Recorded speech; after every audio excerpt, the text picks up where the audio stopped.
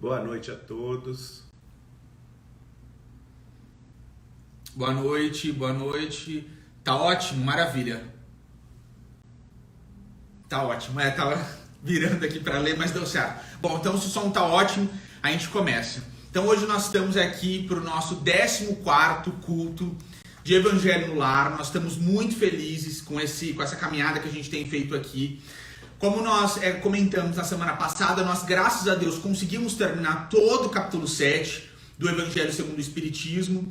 E hoje nós estamos abrindo aqui o capítulo 8. Bem-aventurados os que têm o coração puro. Como vocês estão vendo, né? Tá na horizontal.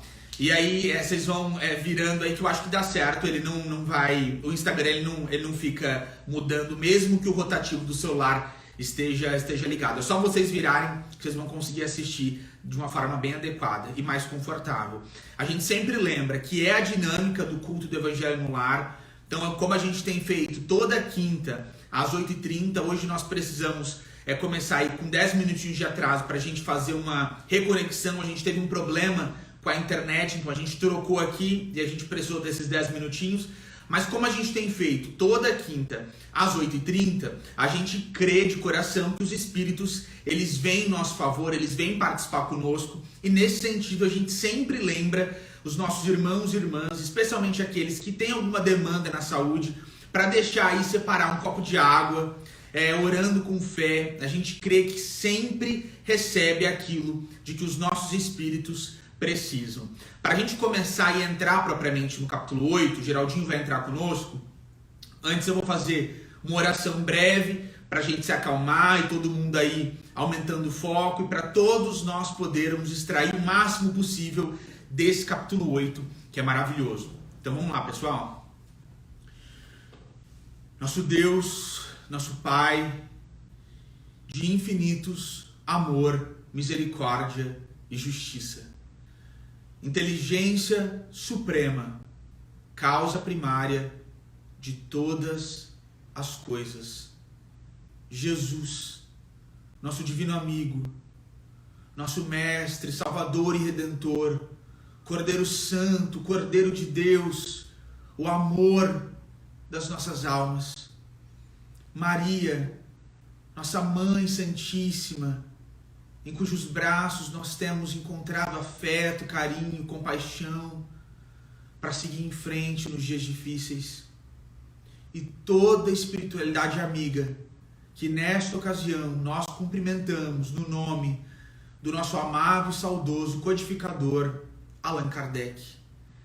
Em nome de Jesus, nós nos reunimos aqui nesta noite, lembrando a imagem excelsa do Mestre, e num esforço para que nós sejamos capazes de aproximar o nosso coração de Jesus, sabendo que amar é servir por todos os exemplos luminosos que o Senhor nos deixou, Mestre, nós nos dirigimos ao teu santo, amoroso coração nesses termos.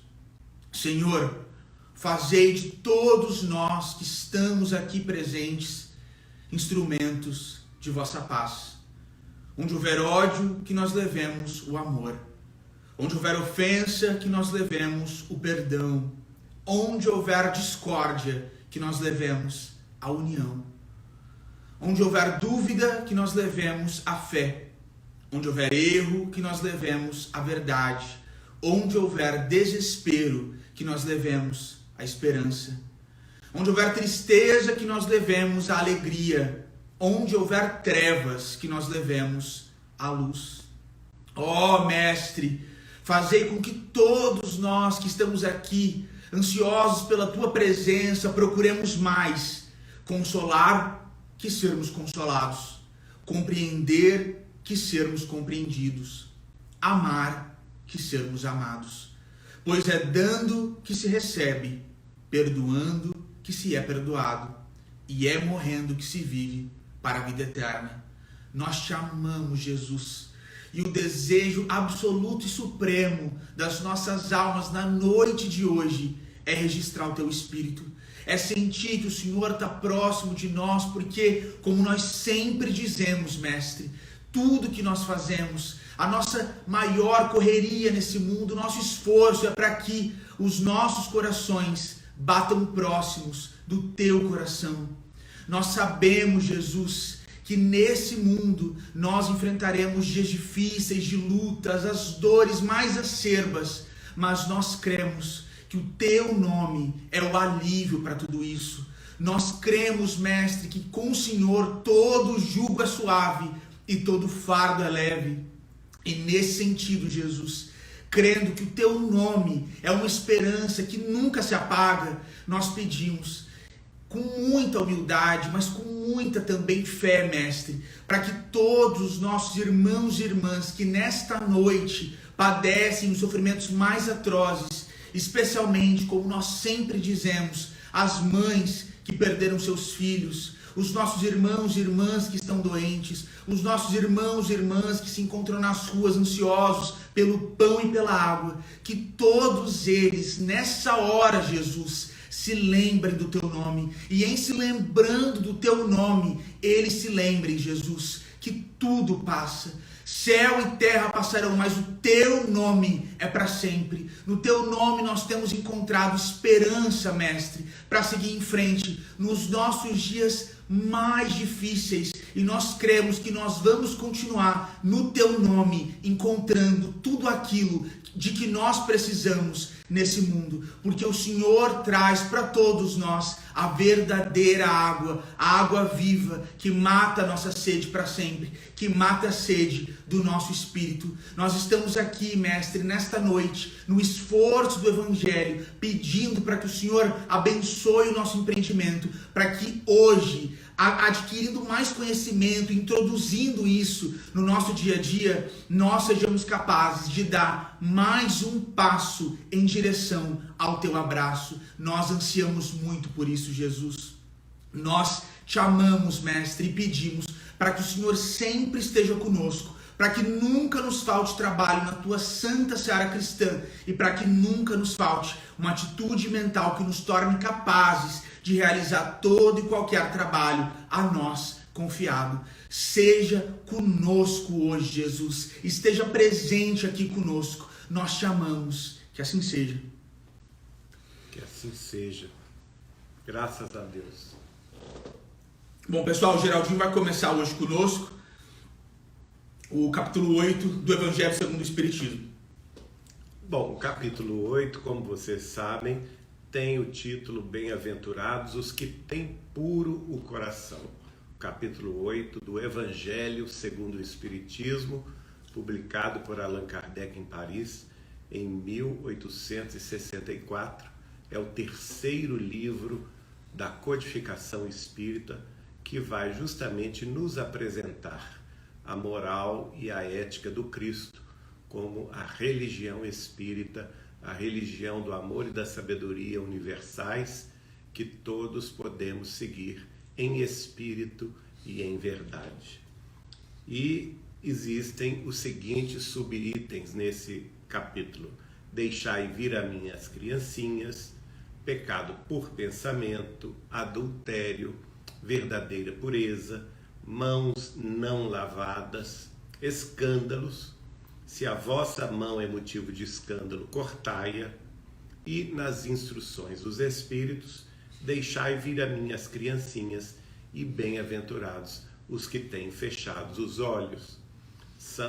Esses são os temas que Allan Kardec escolheu da Boa Nova do Cristo, do Novo Testamento de Jesus Cristo, incluindo aí os seus comentários que foram naturalmente intuídos pelos espíritos superiores, pelo Espírito da Verdade, em nome do próprio Jesus. Então, como primeiro item do capítulo 8, vamos entrar no tema Deixai vir a mim as criancinhas. O primeiro está no Evangelho de Mateus, capítulo 5, versículo 8, em que Jesus disse: bem-aventurados os que têm puro o coração, porque verão a Deus. O segundo item que está no Evangelho de Marcos, capítulo 10, versículos 13 a 16, em que está expresso: apresentaram-lhe então algumas crianças, a fim de que ele as tocasse. E, como seus discípulos afastassem com palavras ásperas os que as apresentavam, Jesus, vendo isso, zangou-se e lhes disse: deixai que venham a mim as criancinhas, e não as impeçais, porque o reino dos céus é para os que se assemelham a elas. Digo-vos em verdade que aquele que não receber o reino de Deus como uma criança, nele não entrará. E depois de as abraçar, abençoou-as, impondo-lhes as mãos. Então aí vamos ter duas passagens gloriosas de Jesus. A primeira delas, o sermão das bem-aventuranças, em que Jesus vai às margens lá do lago de Genezaré, vai citar as diversas bem-aventuranças. Dentre elas, esta que é a razão deste capítulo: bem-aventurados os que têm puro o coração, porque verão a Deus. É muito interessante essa passagem, porque ter puro o coração está mostrado aqui como uma condição sine qua non, através da qual nós teremos capacidade de ver a Deus. E agora, como que seria isso? A gente ver a Deus? Claro, gente, que a gente tem que entender, com a doutrina dos Espíritos, que Deus é a inteligência suprema, causa primária de todas as coisas.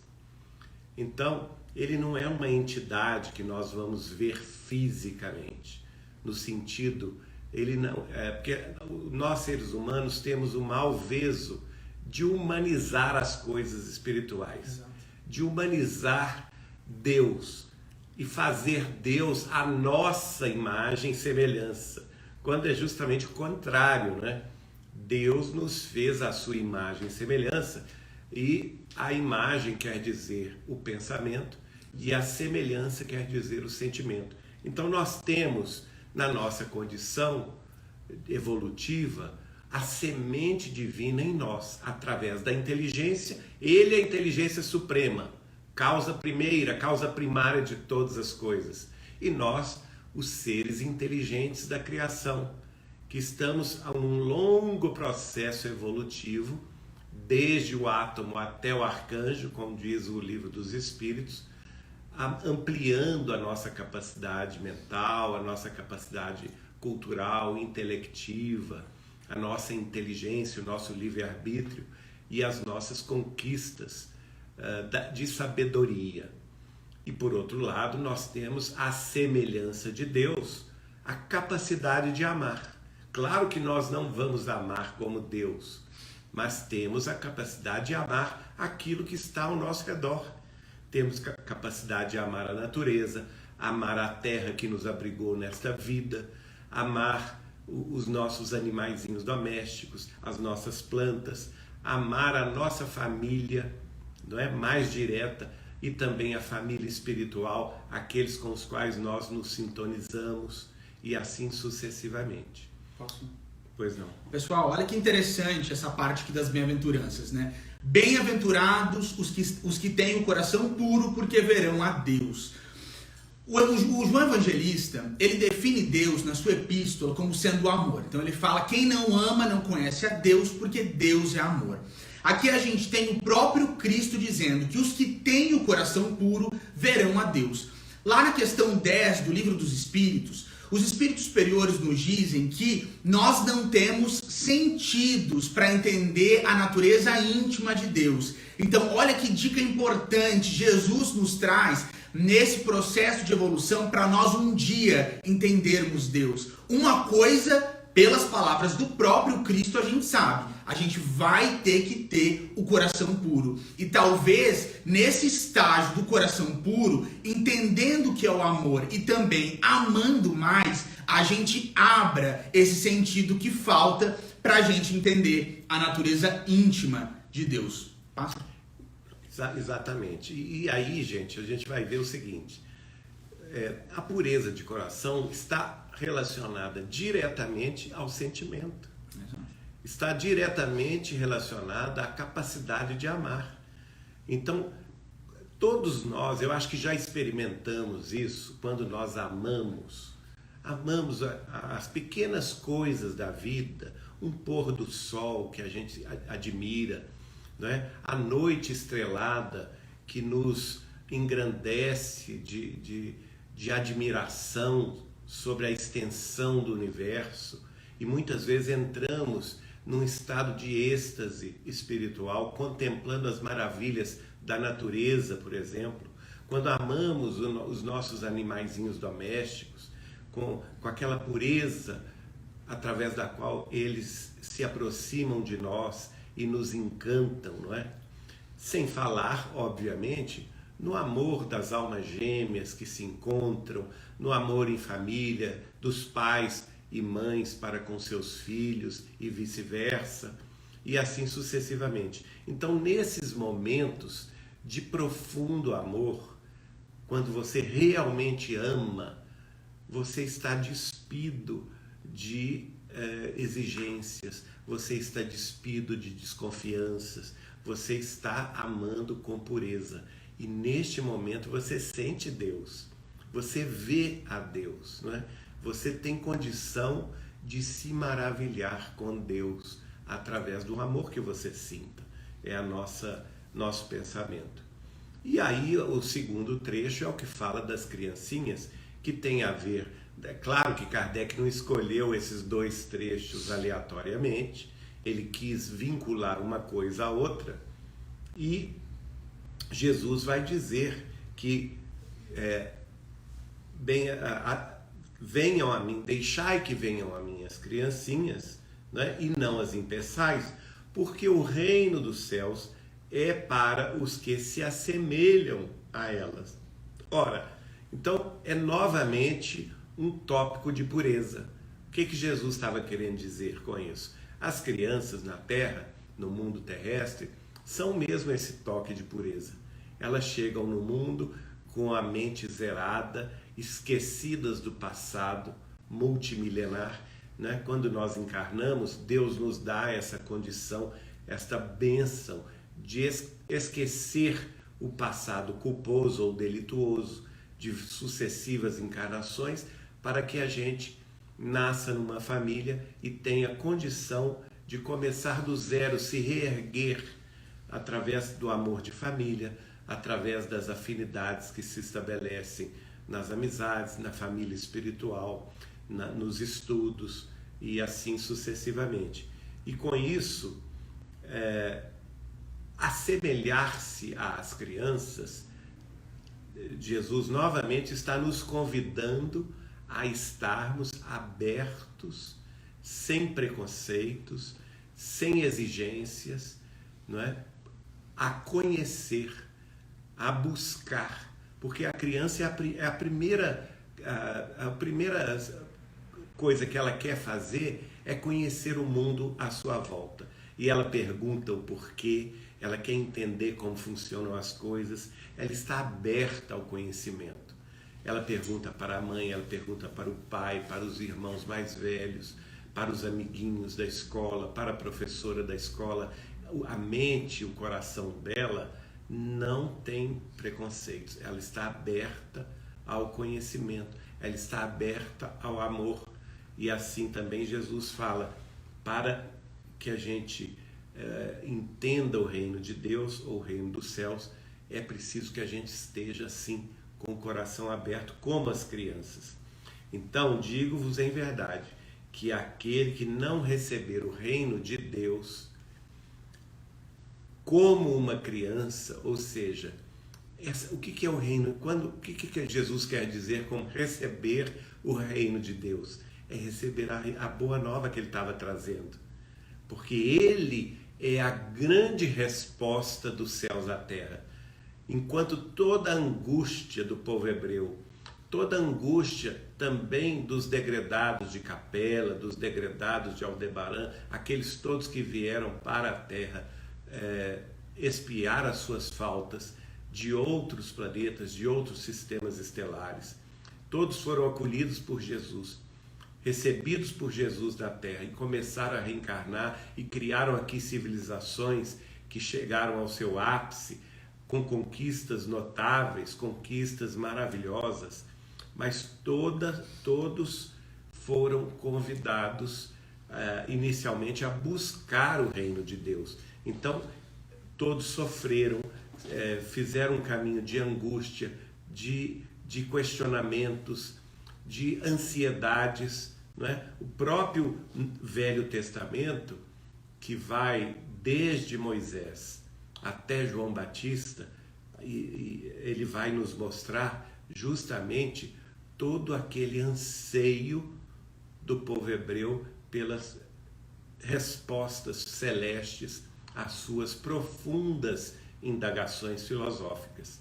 E Jesus, com a sua boa nova, é a resposta dos céus à terra. Isso foi dito por Chico Xavier no programa Pinga Fogo, de 1971.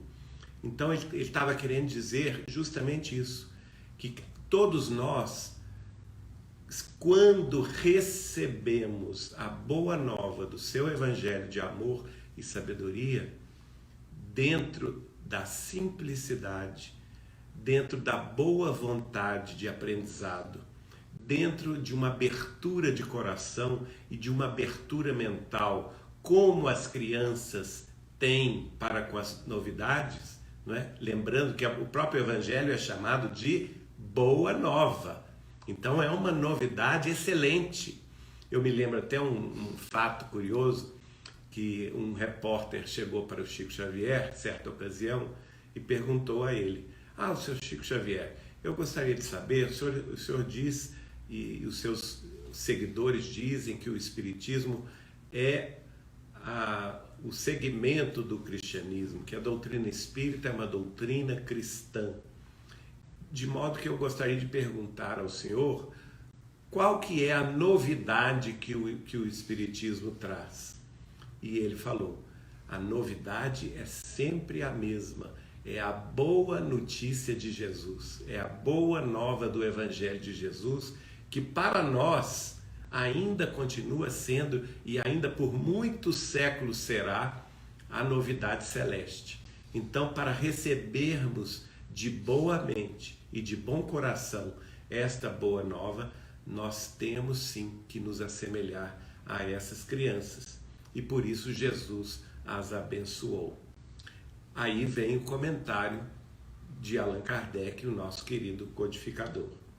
A pureza está inserida no item 3. A pureza de coração é inseparável da simplicidade e da humildade. Exclui toda ideia de egoísmo e de orgulho. É por isso que Jesus toma a infância como emblema dessa pureza, do mesmo modo que a tomou como da humildade. Essa comparação poderia parecer injusta, considerando-se que o espírito da criança pode ser muito antigo e traz, ao renascer para a vida corpórea, as imperfeições de que não se tenha despojado em suas precedentes existências. Claro, né, gente, que nesse sentido, se a gente pegar ao pé da letra, seria realmente, de acordo com os conhecimentos espíritas, uma impropriedade. Mas é claro que Jesus não estava se referindo aí às crianças como espíritos milenares. Ele estava focando nesta casa terrestre, nesta última encarnação. E nesse estágio evolutivo, que é justamente o advento do Cristo na Terra 2000 anos atrás. Que a partir daquele momento, todos nós poderíamos, como espíritos imortais que já erramos muito, assemelhar-nos às crianças, ou seja, abandonar todos os preconceitos, todos os desvios, todos os crimes pregressos e fazer-nos crianças espirituais no sentido de começar do zero, no sentido de aprender tudo de novo, de ter boa mente e bom coração para recebermos a boa nova sem qualquer consideração de exigência ou que seja sem qualquer dificuldade, seja ela sistemática, seja ela filosófica, seja ela religiosa. Apenas receber a palavra do Cristo como um ensinamento celeste que haverá de nos libertar de nós mesmos. Então, em assim pensando, não é perfeitamente cabível a interpretação que Jesus toma a criança como exemplo de pureza de coração, que é inseparável da simplicidade e da humildade. Então, a pureza de coração, Jesus vincula, segundo Allan Kardec, à humildade e à simplicidade. E realmente, se nós formos considerar as crianças que nós conhecemos em nossas famílias, são todas elas muito simples, não é? As suas questões, a gente se ri até das falas delas, porque elas, na sua simplicidade, na sua humildade, elas querem saber, elas perguntam, elas querem conhecer. Bom, e aí vamos prosseguir então com as anotações do Sr. Allan Kardec. Só um espírito chegado à perfeição nos poderia oferecer o tipo da verdadeira pureza. Claro, como o próprio Jesus, não é? Mas aqui, Jesus não se ocupou disto porque ele não queria colocar uma coisa inatingível. Porque vamos dizer que ele mostrasse à humanidade um exemplo de pureza gloriosa. Ora, nós, pela nossa própria imperfeição, teríamos dificuldades de nos associar mentalmente a essa figura de pureza, porque seria algo ainda inatingível. Por isso ele fala tão claramente a nós quando ele nos remete à infância terrestre. Mas, prossegue Kardec, a comparação é exata do ponto de vista da vida presente, como eu disse, não é? Porque a criancinha, não havendo ainda podido manifestar nenhuma tendência perversa, nos apresenta a imagem da inocência e da candura. E de fato, pelos estudos espirituais que vieram pelas mãos de Chico Xavier, especialmente através da obra de André Luiz, nós vamos reconhecer que a reencarnação de uma nova vida, de um espírito numa nova vida terrestre, não se completa com o nascimento. Ela ainda precisa de 7 anos até que a própria criança assuma as funções do próprio baço e comece a fabricar o próprio sangue. Então, isso está lá no livro, se não me engano, Nos Domínios da Mediunidade, ou Missionários da Luz, um dos dois. E isso nos mostra que existe um tempo aqui terrestre em que a criancinha ainda não manifesta as tendências anteriores perversas. E nós sabemos muito bem quando isso começa a se manifestar, especialmente depois da adolescência, né? Aliás, a gente brincava com Chico Xavier sobre a adolescência, contando um ou outro caso de família, e ele falava conosco, adolescência às vezes pode se chamar aborrecência, porque justamente o momento em que o espírito, já com a sua bagagem pregressa, começa a assumir a sua verdadeira personalidade no novo corpo e começa a entrar em atrito familiar. Por isso é a aborrecência que o Chico fez menção, né? Começa a brigar com a mãe, com o pai, começa a se achar o tal, e logo em seguida vem a juventude, que muitas vezes, se essa criança não teve uma orientação ética, moral e religiosa desde o berço, porque evangelização infantil deve ser feita desde o ventre materno, desde o ventre materno, antes da reencarnação. antes do nascimento, melhor dizendo, né? E principalmente depois que nasce, se a criança não é amparada nos aspectos dos estudos morais, das leis morais que o Espiritismo tão bem explica, as leis morais do Cristo, a ética moral cristã, ou mesmo não se limitando ao Espiritismo, dentro das escolas religiosas muito dignas, né, dentro do cristianismo ou até mesmo fora dele, se a família não assambarca essa responsabilidade e transmite essas noções de valor éticos e morais para a sua infância querida, provavelmente nós veremos aí uma adolescência problemática e uma juventude desviada, não é? Que pode levar o jovem a tomar caminhos de vícios, de crimes, e que pode fazê-lo, ao invés de melhorar-se nesta vida, recuperar as intercorrências negativas de seu passado delituoso, não é? Por isso que isso vai acontecer mais tarde, na infância, na primeira infância, isso não ocorre. Até os 7 anos, nós vamos ver que nós podemos sim considerar que a criança está zerada ali. Ela ainda não manifesta nenhuma tendência perversa e mais se assemelha ou nos apresenta o símbolo da própria infância como sendo da inocência e da candura.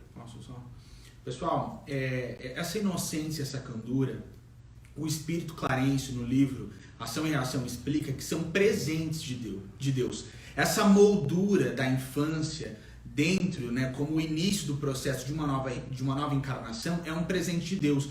Porque Clarencio diz que a maioria das vezes as mães recebem espíritos com os quais elas precisam buscar algum resgate, com os quais elas precisam reequilibrar aí depois de muitas encarnações. E ele fala que essa inocência e essa candura ajudam as mães a não verem ali os seus algozes do passado, essas pessoas com as quais elas tiveram tantos problemas. Então esse estágio da infância, que é um estágio difícil, e quando o espírito tá para encarnar, ele reclama um pouco de ter que passar pela infância, e o Clarencio relata sobre isso. Ele fala que na verdade é um presente, e aí, como o Geraldinho estava falando, quando o espírito começa a recobrar na adolescência as suas outras encarnações e começa a assumir a personalidade de espírito, quando o processo encarnatório ele vai terminando, ele volta a ter aquelas reminiscências do passado. E é por isso que, se ele foi inimigo da mãe ou do pai, na adolescência, essa criança que era tão doce, tão cândida, ela volta a ter problemas, ficar irritada e até, em muitos casos, ir, né, contra o pai e a mãe com agressões físicas e verbais. Exato. E por isso, João Pedro, a gente tem que reforçar aqui a necessidade de pais vigilantes desde o berço, porque eles podem, eu me lembro muito bem da minha tia-avó Nair Machado Pascoal, quem me apresentou ao Chico Xavier em 1981, e ela falava, ela era uma mãe muito presente em casa, né? Ela teve 6 filhos, e ela falava que conversava muito com Chico Xavier sobre essa questão de educação, e ele apoiava a rigidez. Ela era uma mãe muito rígida, porque justamente com pais vigilantes, eles vão perceber as tendências inferiores do filho desde muito cedo e podem, lá no nascedouro, corrigi-las. Agora, se eles largam para lá, ou largam a educação do filho, negligenciando-a, ou seja, para educadores ou para funcionários e tudo, quando vão acordar mais à frente, pode ser tarde demais. Eu vejo, eu recebo muita gente falando assim, lá nas atividades presenciais aqui em Belo Horizonte, lá em Pedro Leopoldo, as mães e os pais às vezes falando assim: mas eu não faço o culto do Evangelho no lar, nem levo meu filho ou minha filha na evangelização infantil, porque eu considero que o melhor para ele ou para ela é, quando fizer 18 anos, decidir ele próprio ou ela própria o caminho a seguir. E eu costumo dizer, olha, pode ser tarde demais, porque a obrigação dos pais, principalmente pais espíritas cristãos, ou pais cristãos de qualquer outra escola religiosa, é de municiar os filhos de conhecimento sobre a boa nova de Jesus desde o berço, para que isso funcione como uma sementeira.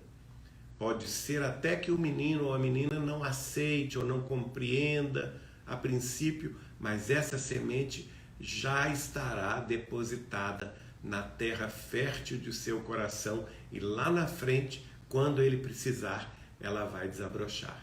E se o pai acredita que aquele é o melhor caminho para ele, por que não vai ser o melhor caminho para os filhos? Exatamente. Imagina. Seria um contrassenso, né? Isso, né, João Pedro? Então, pais e mães espíritas, avós e avós espíritas, abram os olhos, né? Que às vezes o avô, a avó também influencia muito, né? Abram os olhos, porque a hora de semear o evangelho é desde a primeira hora. Não pode esperar a adolescência ou a juventude, ou esperar que os filhos ou netos atinjam os 18 anos e a sua maioridade. Bom, voltando aqui aos comentários de Kardec, ele vai dizer, além disso, Jesus não disse de modo absoluto que o reino dos céus é para as crianças, mas para os que se assemelhem a elas, né? Já explicado aqui o que essa semelhança quer dizer. No item 4, Kardec prossegue considerando que o espírito da criança já viveu, por que não se mostra desde o nascimento tal qual é? Tudo é sábio nas obras de Deus. A criança necessita de cuidados dedicados, delicados, que somente a ternura materna lhe pode dispensar. Ternura que se acresce da fraqueza e da ingenuidade da criança. Então nós acabamos de comentar. Esse mecanismo de Deus. Esse mecanismo de Deus, a família é uma célula divina, é um mecanismo que Deus sabiamente programou, e por isso nós temos, gente, que defender sim os valores da família, porque afinal nenhum de nós teria encarnado se não fosse os nossos pais, né? O nosso pai e a nossa mãe. Nós somente estamos aqui na Terra graças à nossa família. Então vamos reverenciar, honrar pai e mãe, nossas famílias, os valores familiares, principalmente os valores cristãos dentro da família, porque essa célula é uma célula divina. A pessoa que vence a etapa familiar, vence essa prova familiar ou essa convivência familiar, ela está habilitada depois a vencer o mundo. É verdade. Não é? Ela está habilitada a progredir lá fora, longe dos laços familiares. Então vamos lá. Para uma mãe, seu filho é sempre um anjo, e assim deveria ser, para cativar a sua solicitude. É quase que uma doce. Eu me lembro muito bem que Emmanuel, no Vida e Sexo, ele fala, tem uma expressão curiosa, que é um doce magnetismo, né? Uma doce fascinação, porque realmente nasce aquele serzinho indefeso, que não pode andar sozinho, que não pode se alimentar sozinho. Tudo isso já é um projeto divino para que a mãe e o pai se toquem no coração, né? E se desdobrem para acolher e, vamos dizer assim, proteger aquele serzinho desde o início. E ele diz, ela não poderia dispensar-lhe o mesmo devotamento se em vez da graça ingênua deparasse nele, sob traços infantis, um caráter viril e as ideias de um adulto, e ainda menos se viesse a conhecer o seu passado. Claro, né, gente? Então tudo na natureza, tudo em Deus é sábio e justo. No seu infinito, tudo é sabedoria e justiça infinitas. Então, nesse momento familiar de consternação, de amor, de carinho, não é? Em que pais e mães são tocados, avós e avós são tocadas, a criança é bem recebida no lar. Claro, nós estamos aqui sempre falando de famílias que estão estruturadas. Nós temos que nos lembrar que há espíritos que não têm ou não tiveram na encarnação essa benesse, que é sim uma bênção. A família estruturada é uma bênção. Aí alguém poderia dizer, mas no meu caso não foi assim, porque eu fui enjeitado, ou eu fui desprezado pela minha mãe ou pelo meu pai, né? Isso às vezes acontece, mas aí é um caso que nós podemos considerar tendo em vista dívidas pretéritas que estão na conta do reajuste, não é? Aqui nós estamos falando, naturalmente, Kardec está se referindo às famílias ajustadas, às famílias que estão num caminho de regeneração. É necessário, prossegue Kardec, aliás, que a atividade do princípio inteligente seja proporcional à fraqueza do corpo, que não poderia resistir a uma atividade muito grande do espírito, como se vê em indivíduos muito precoces. É por isso que o espírito, ao se aproximar da reencarnação, entra em estado de perturbação e perde pouco a pouco a consciência de si mesmo, ficando por certo tempo numa espécie de sono, durante o qual todas as suas faculdades permanecem em estado latente. É necessário esse estado de transição para que o espírito tenha um novo ponto de partida e para que se esqueça em sua nova existência terrestre tudo aquilo que a possa entravar. Só voltando um pouco aqui no que Kardec diz, olha que interessante essa frase. É necessário que a atividade do princípio inteligente seja proporcional à fraqueza do corpo. Ora, nós podemos depreender dessa frase de Kardec uma série de considerações muito importantes e válidas para a tarefa da educação terrestre. Então, gente, à criança, ao bebê, se dá leite, não se dá uma feijoada, não é? A mesma coisa, você dá água e não pode dar um refrigerante ou uma bebida mais excitante. Tudo respeita o equilíbrio.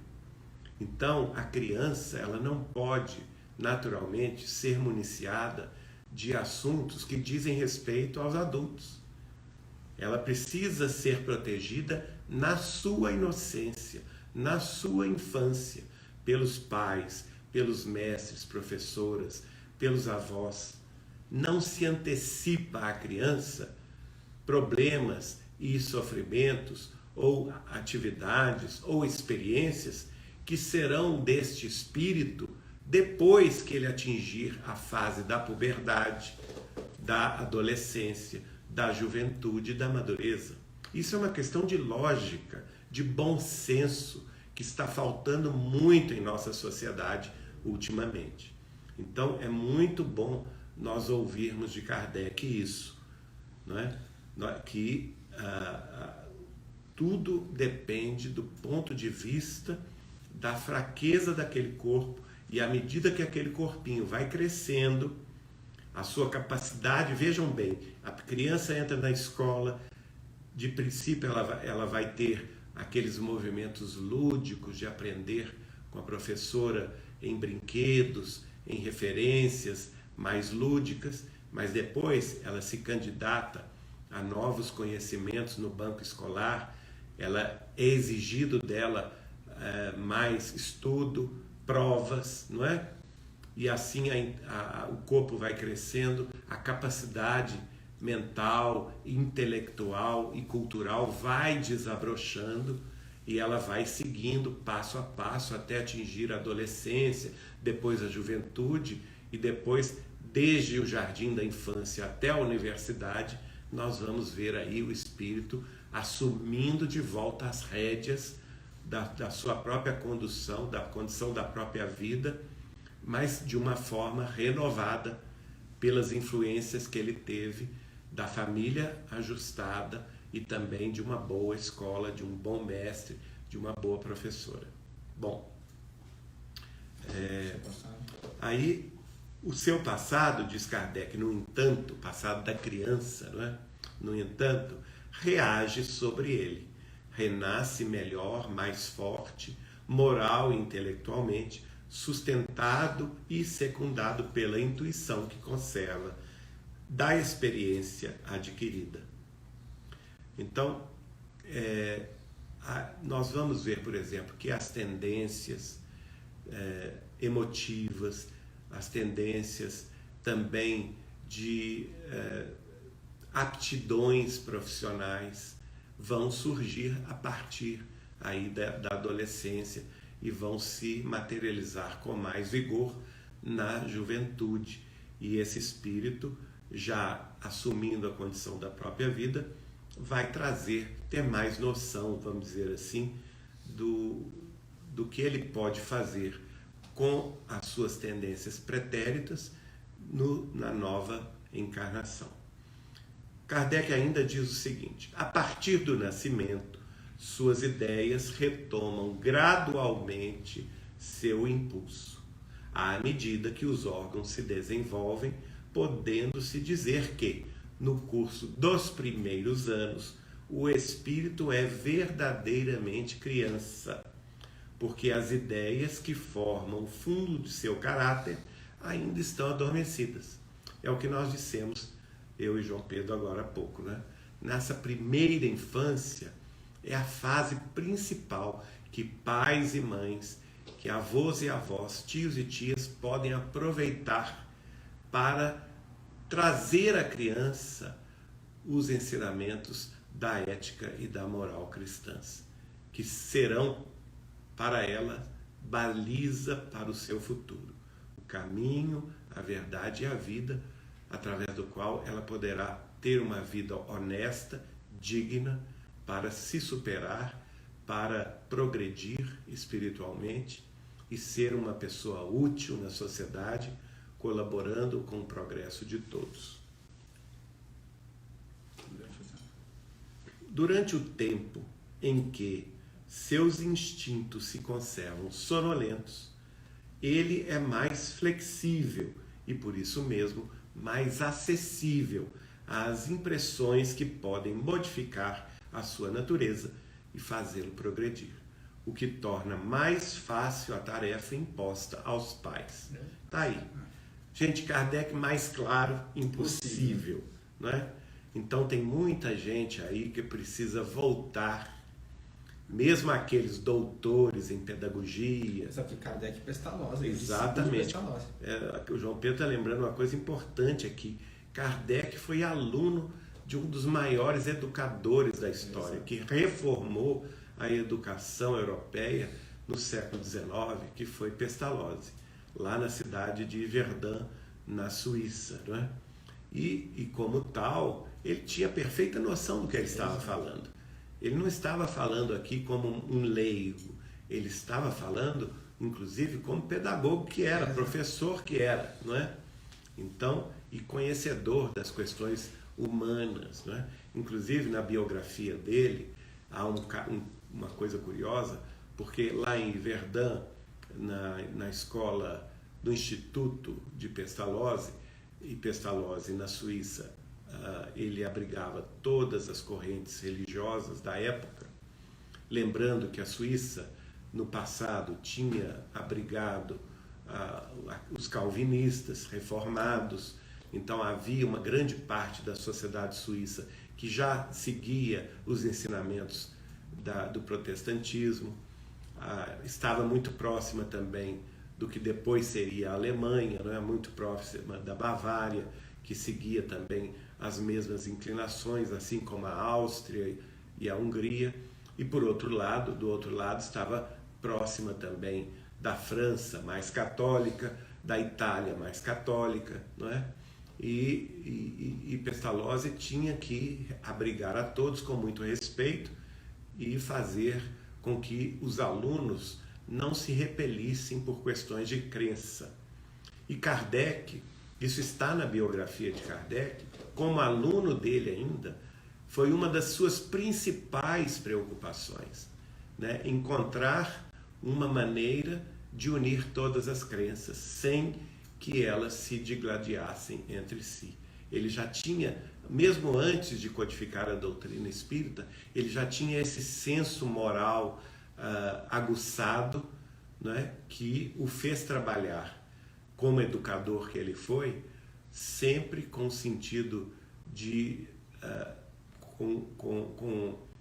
o senso moral apurado e o bom senso de abraçar todas as religiões cristãs da época com as quais ele convivia desde Lyon até Paris, mas com respeito mútuo a todas as correntes interpretativas do cristianismo. E ele fez, durante o seu estudo com Pestalozzi, esse propósito de achar entre todas elas aquilo que as unia e não aquilo que as separava. Portanto, ele tinha muita noção noção e experiência do que ele estava escrevendo aqui. Por fim, terminando aqui a nossa colaboração, Kardec termina o seu pensamento sobre essa questão da pureza de coração e da criança como símbolo de humildade e simplicidade, parâmetro para todos nós que queremos seguir o cristianismo espírita. Ele vai terminar dizendo: o espírito, pois, enverga temporariamente a túnica da inocência, e assim Jesus está com a verdade, quando, a despeito da anterioridade da alma, toma a criança por símbolo da pureza e da simplicidade. Muito lindo isso, né, gente? Agora é com João Pedro que ele vai entrar no tema pecado por pensamento, adultério. Bom, pessoal, então se Kardec estava comentando, né, com o exemplo das crianças, esse coração puro, esse pensamento limpo, agora neste outro momento ele começa a falar do pecado por pensamento e ele traz a figura do adultério. É muito interessante porque ele também começa esse item com um trecho do Evangelho. Então lá em Mateus, no capítulo 5, nos versículos 27 e 28, Jesus diz assim: vocês ouviram o que foi dito, não adulterarás, mas eu lhes digo, qualquer um que olhar para uma mulher para desejá-la, já cometeu adultério com ela no seu coração.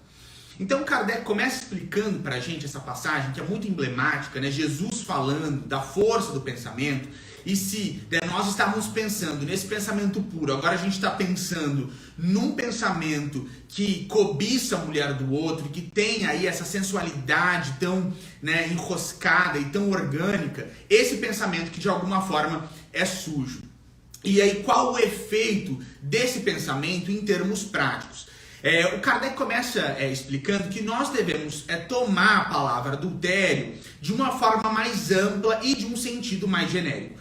Porque ele relembra aqui no texto do Evangelho segundo o Espiritismo que Jesus, em várias passagens, nos relatos evangélicos, ele usa a palavra adultério, como naquele momento que ele diz, raça adúltera, raça de víboras.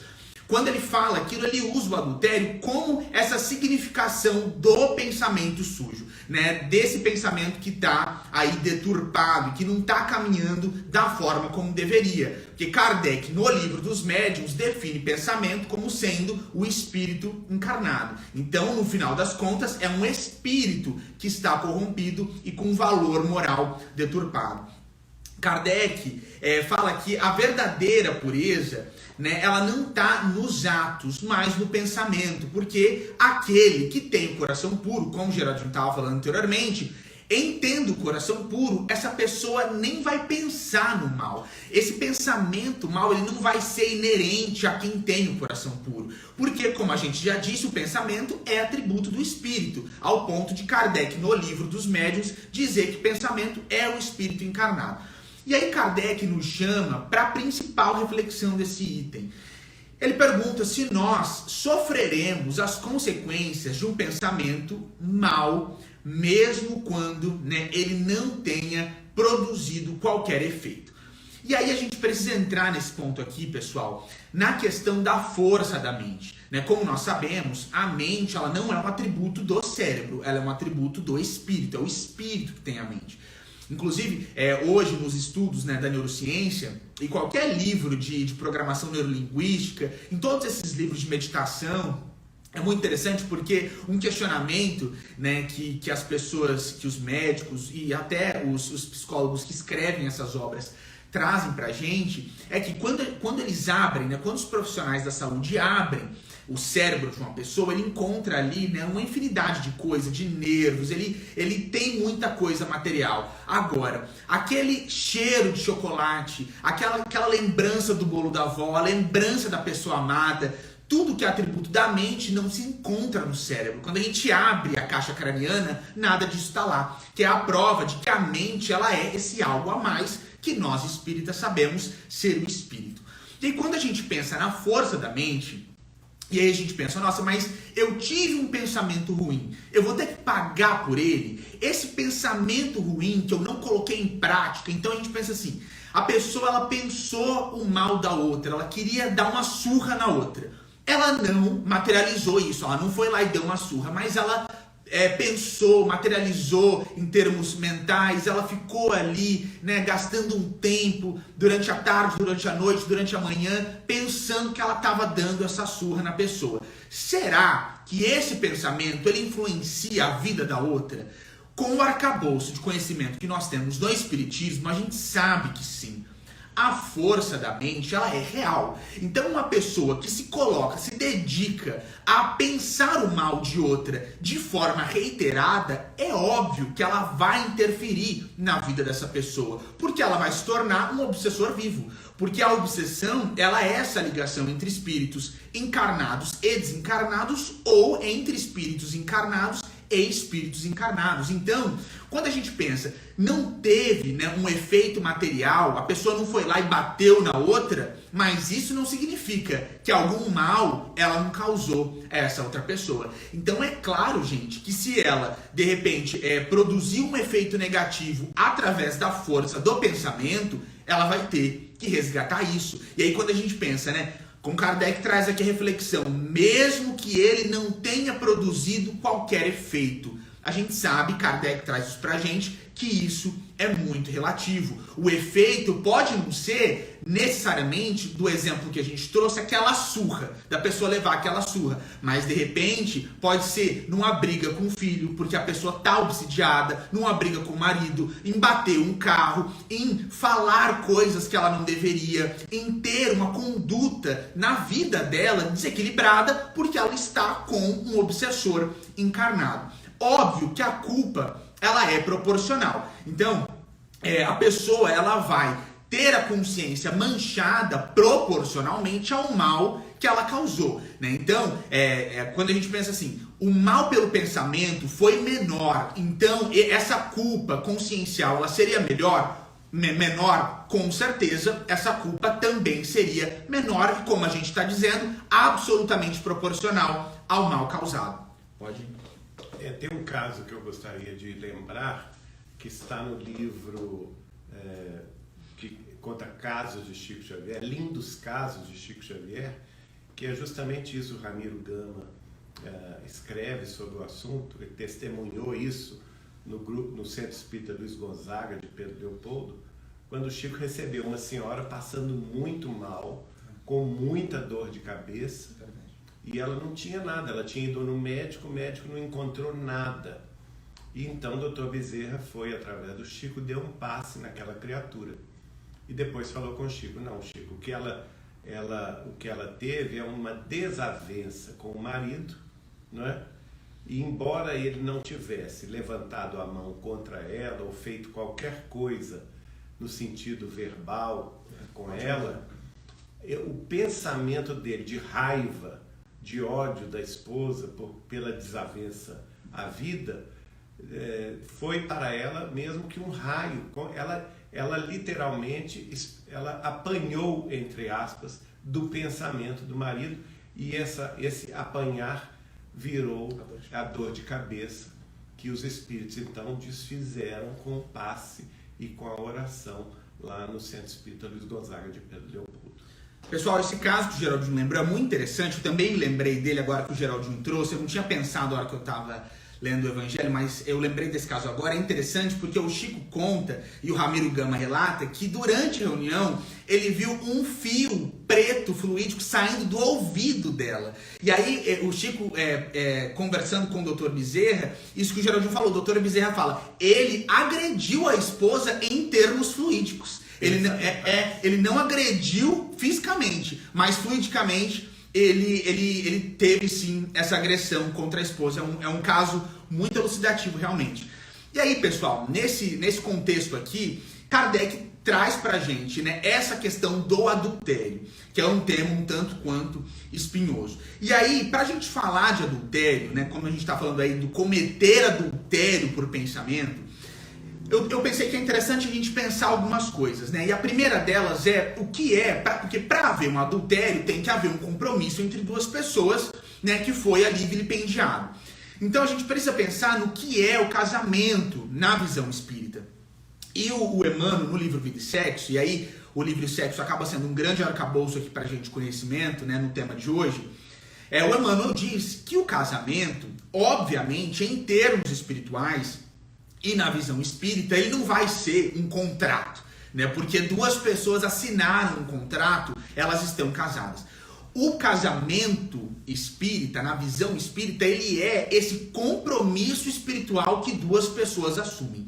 Então, antes de ser material, ele é espiritual. O casamento, ele precisa ser entendido por aqueles que decidem por isso como algo além, né? E no sentido de eu estou me compromissando com fulano porque eu estou também me compromissando comigo mesmo. Então, na visão espírita, não é um compromisso absolutamente circunscrito a essa reciprocidade dos cônjuges, mas há compromisso que a pessoa tem com ela mesma.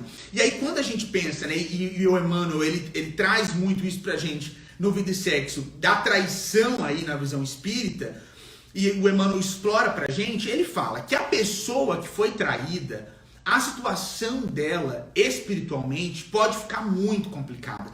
Porque a dor dessa pessoa pode ser tamanha que Emmanuel diz que ela pode ter o perispírito marcado. A pessoa que sai traída, e aí num casamento, né, que tem aí a traição do cônjuge, ela é espiritualmente vilipendiada, ela é espiritualmente agredida, a ponto do perispírito ficar marcado. E o Emmanuel diz que a pessoa que trai, ela entra numa situação muito difícil porque ela abre a consciência dela para a culpa, né, desse ato falho que ela cometeu com o outro. E o Emmanuel diz que em abrindo a consciência para a culpa, ele abre o pensamento para a obsessão. E o Emmanuel diz pra gente que quando a pessoa trai, ela vai se ligar a espíritos desequilibrados sexualmente. Então ela trai a outra, ela fere o perispírito da outra, ela fere o próprio perispírito e ela entra num emaranhado obsessivo muito difícil. E aí Emmanuel traz pra gente, e essa é uma frase muito bonita, que ninguém fere o altar sagrado de outra pessoa, que é o coração, sem sair também muito machucado.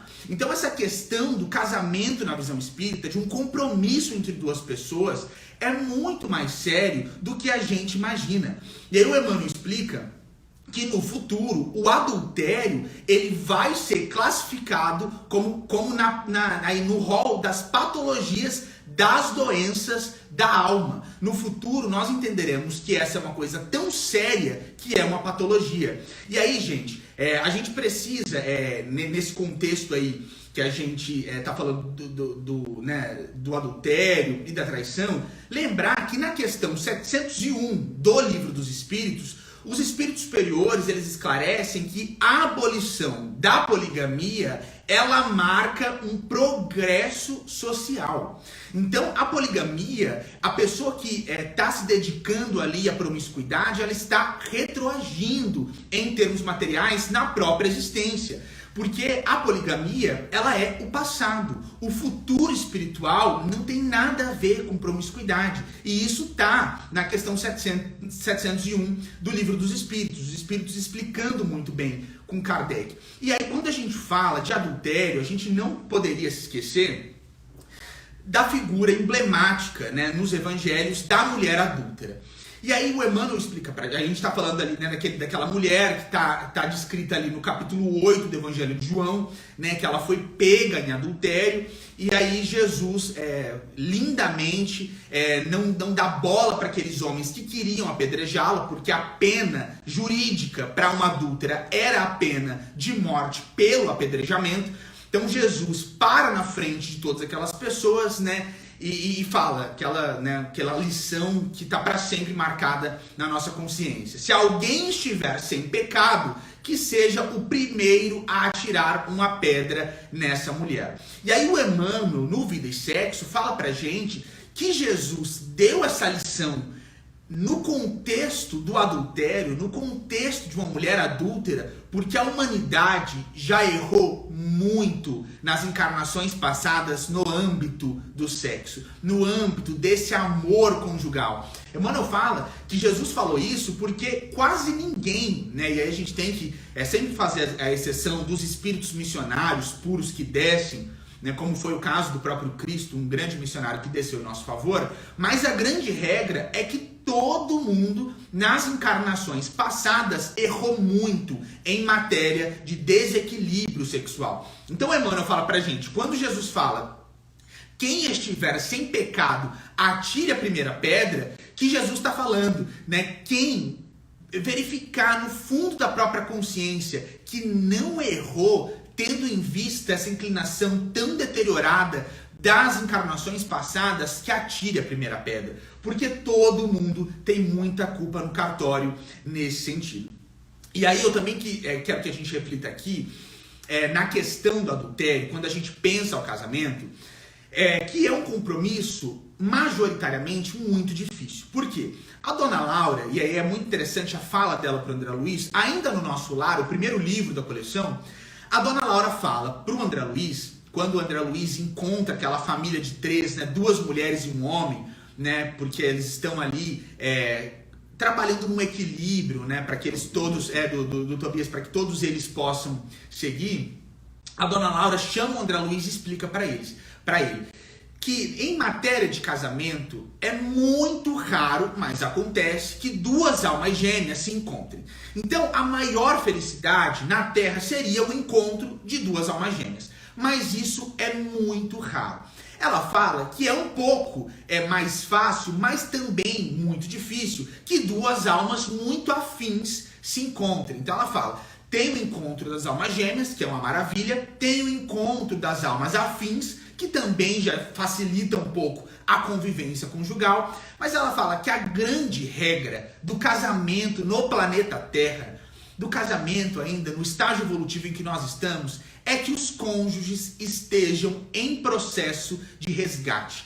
Então, na maioria das vezes, o casamento é um resgate de encarnações passadas. São 2 almas que estão ali tentando se reajustar. Então é por isso que a gente tem tantos relatos, né, e tantas pessoas que sofrem no âmbito dos casamentos, porque é realmente um processo e uma caminhada muito difícil.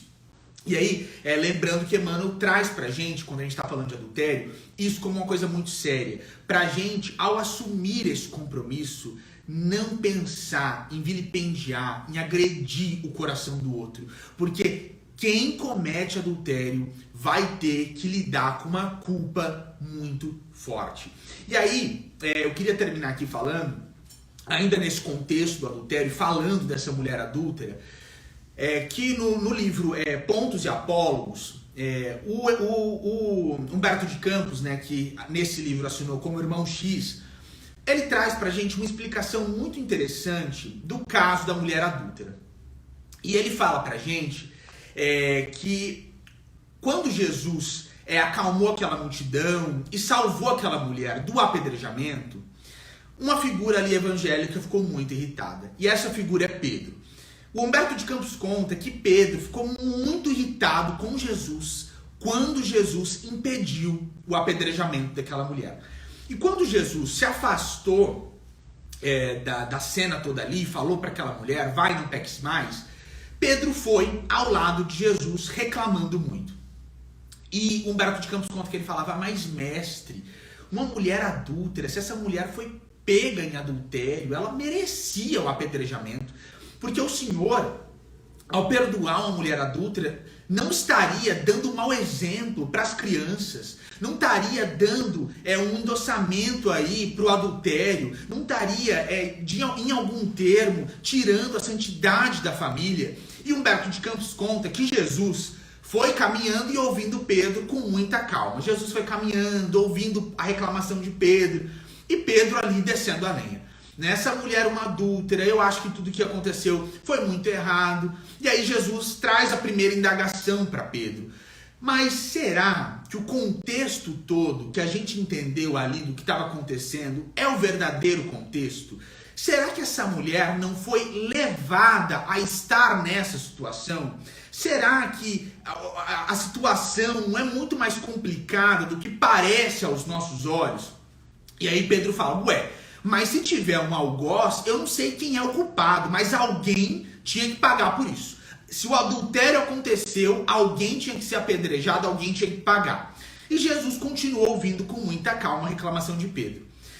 Quando Pedro estava ali reclamando, uma mulher muito pobre, uma mulher muito humilde, que estava na rua, ouve a reclamação de Pedro e se aproxima deles. E fala assim, nossa, Galileu, você é um homem justo.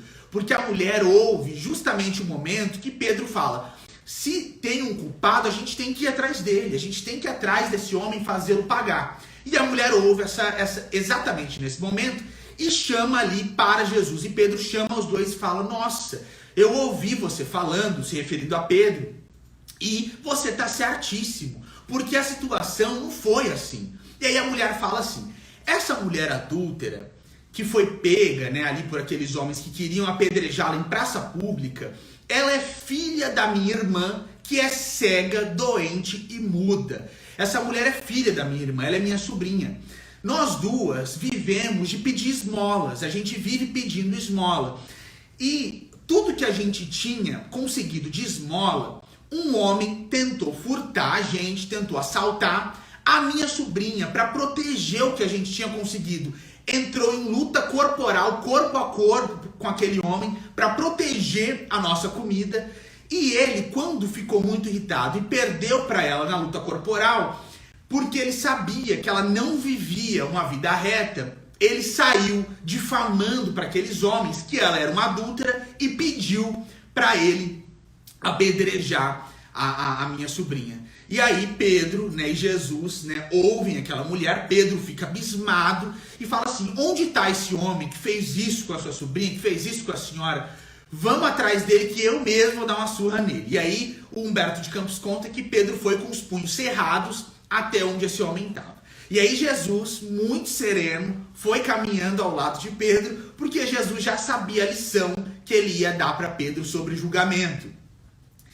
Então eles vão andando, eles chegam a uma casa e a mulher fala para Pedro, olha, é aquele homem ali que tentou furtar as nossas coisas e saiu batendo em mim e na minha sobrinha. E ela fala, veja, nós estamos tão maltratadas, ele bateu tanto em nós duas que eu nem sei se eu vou conseguir voltar para casa.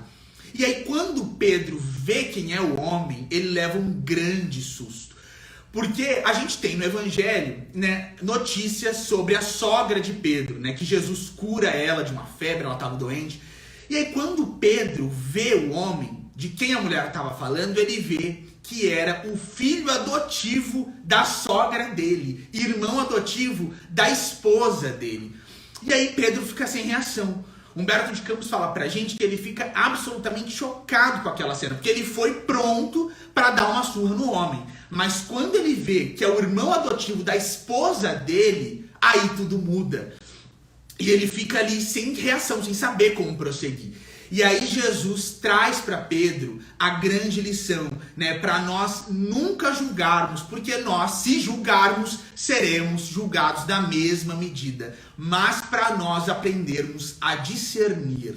Então, pessoal, quando a gente está tratando do tema de adultério, né, que é um tema muito recorrente na vida de muita gente, a gente precisa, apesar de saber que o adultério é errado, né, que a traição não compensa, a gente precisa saber que jamais nós podemos nos colocar na posição de alguém que vai julgar essas pessoas, que vai julgar alguém que cometeu esse ou aquele ato, que vive assim ou assado. Porque se nós fizermos isso, e aí é a grande questão da ciência espírita, quando nós julgamos, por que nós seremos julgados? Porque em termos de consciência, nós estamos dizendo, eu já aprendi tanto a lei que ela pode cair sobre mim, tanto que eu estou julgando outra pessoa. Então, o primeiro a passar pela espada da lei, quando a gente julga, somos nós mesmos. E o que acontece quando nós abrimos a nossa consciência nesse sentido de eu sigo a lei e fulano também deveria seguir? A nossa consciência vai ser julgada pela lei. E aí a nossa culpa, ela aumenta. E a gente sabe, a gente sempre comenta isso aqui, Deus, em sendo amor, ele não quer punir ninguém. A nossa consciência que clama por equilíbrio. E é a nossa consciência clamando por equilíbrio que sabe e escolhe expiação por expiação. Então, o que a gente está querendo trazer? Quando você julga, você está dizendo, eu estou pronto para passar por uma dor para equilibrar minha consciência. Porque eu já entendo a lei a tal ponto que eu aplico ela na vida de outras pessoas. Então, o adultério, ele é um problema muito sério, né? A gente sabe que a gente deve se afastar de tudo isso. A poligamia, e a gente sabe que tem muitas escolas filosóficas hoje, em 2023, que apoiam a poligamia, que apoiam, né, o livre amor. E a gente não está aqui querendo desrespeitar ninguém e nem desrespeitar a família de ninguém. Mas, no exercício do nosso direito de liberdade religiosa, em crendo no Espiritismo, nós sabemos que a poligamia é o passado e o futuro é um afastamento total de toda e qualquer relação promíscua, dessa promiscuidade deliberada em busca daquilo que é puramente material. Mas, apesar de sabermos de tudo isso, a gente nunca deve julgar ninguém. Quer falar alguma coisa? Lembrando aí que o próprio Livro dos Espíritos mostra-nos que a monogamia é o futuro da humanidade, né? Com responsabilidade. Eu me lembro também de uma outra entrevista de Chico Xavier, quando ele foi perguntado a respeito, nessa época era a década de 60, e tinha toda essa questão dos hippies e também do que eles propagavam na época como amor livre, não é? Então o repórter perguntou ao Chico Xavier, o que o senhor acha do amor livre? E o Chico respondeu, se é livre não é amor, porque o amor verdadeiro é um amor compromissado de um para com o outro, né?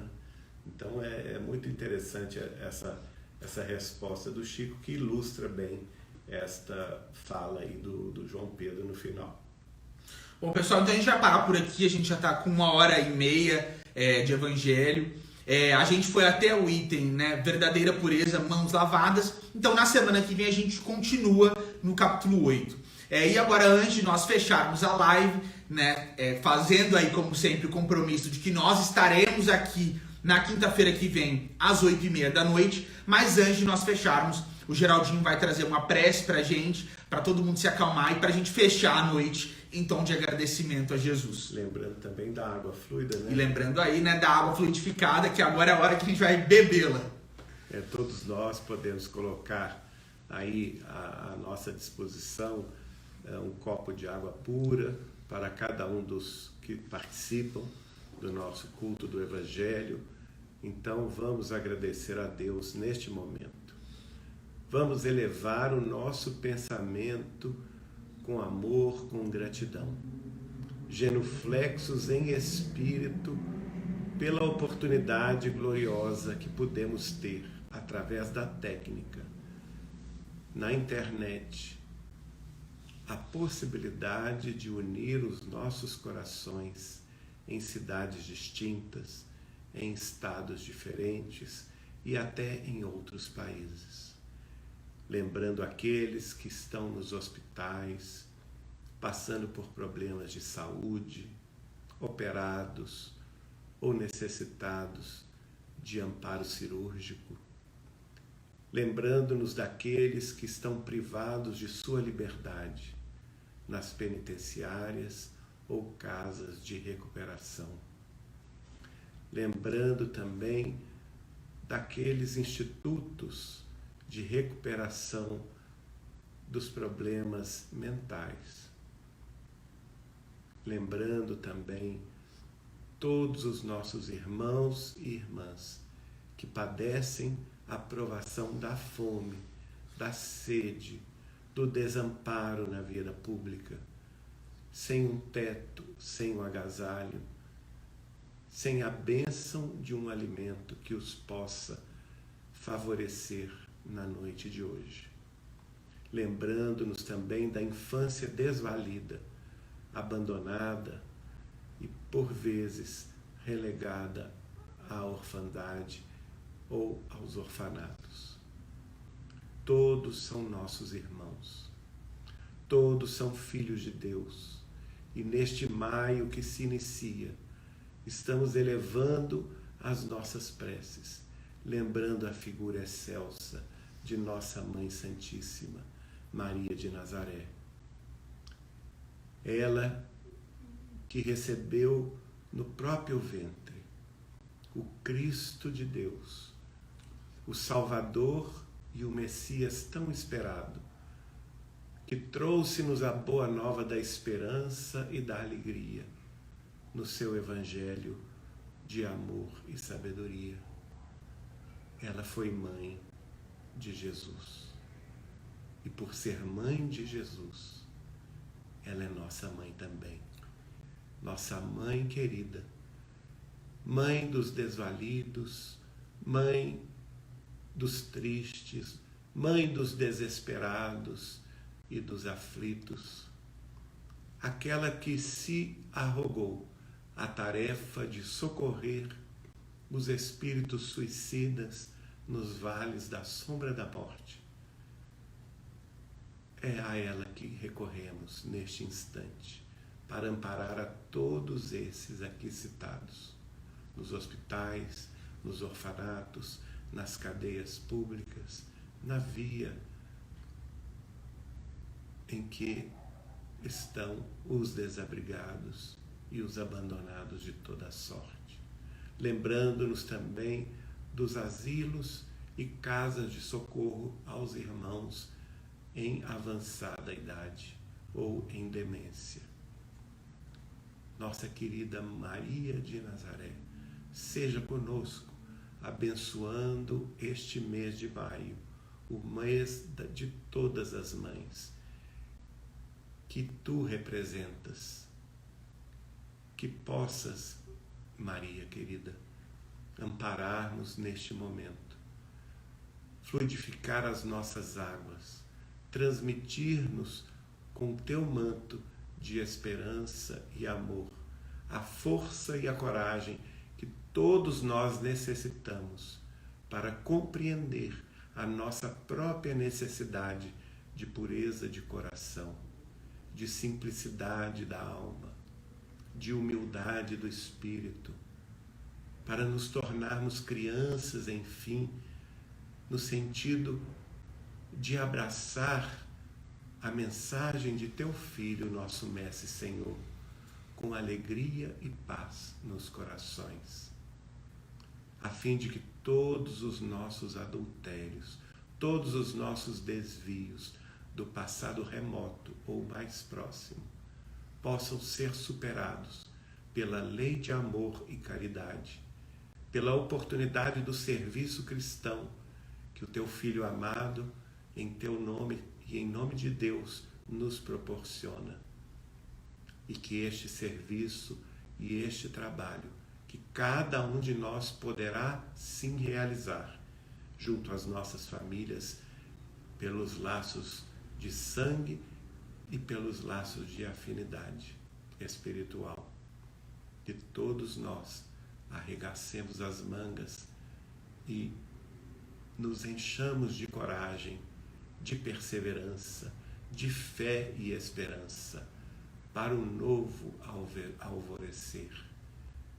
Sabemos, Senhora nossa, que este raiar do novo dia não tarda, e por isso mesmo te pedimos ainda uma vez mais continuidade das tarefas, com força e coragem, com acréscimo de tua misericórdia, para que possamos vencer a madrugada desse novo dia e saudar o sol do amor de Jesus no amanhecer que já vem perto.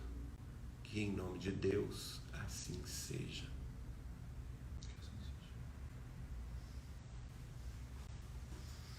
Bom, pessoal, então a gente vai encerrar por aqui hoje. Na semana que vem a gente continua no capítulo 8 e segue a partir do item A Verdadeira Pureza, Mãos Não Lavadas. Até semana que vem, gente. Abração. Tchau, pessoal. Beijo no coração.